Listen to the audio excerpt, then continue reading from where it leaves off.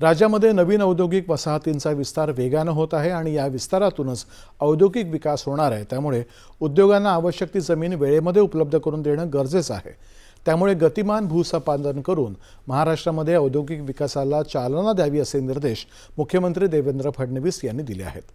MIDC अंतर्गत विविध प्रकल्पांच्या भूसंपादनासंदर्भात आज मुंबईत घेतलेल्या आढावा बैठकीत ते बोलत होते। राज्यामध्ये सध्या गडचिरोली, चंद्रपूर, नागपूर, पुणे, पालघर, छत्रपती संभाजीनगर, ठाणे, रत्नागिरी, रायगड, नाशिक आणि वर्धा या जिल्ह्यांमध्ये 66,343 एकर जमीन संपादनाची प्रक्रिया सुरू आहे। राज्यामधल्या 97 सामंजस्य कराराअंतर्गत सुमारे 75,234 एकर जमिनीची मागणी आहे आणि त्यासाठी आवश्यक ती कार्यवाही सुरू आहे असंही मुख्यमंत्र्यांनी सांगितलं।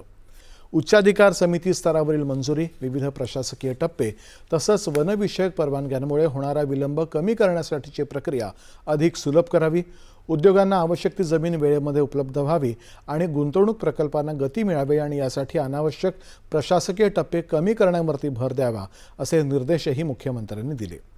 1 ऑक्टोबर 2025 ते 31 जुलै 2026 या कालावधीमध्ये राज्यामध्ये 1,183 औद्योगिक भूखंडांचं वाटप करण्यात आलं आणि त्यातून 5,502 कोटी रुपयांचा महसूल प्राप्त झाला अशी माहितीही त्यांनी दिली।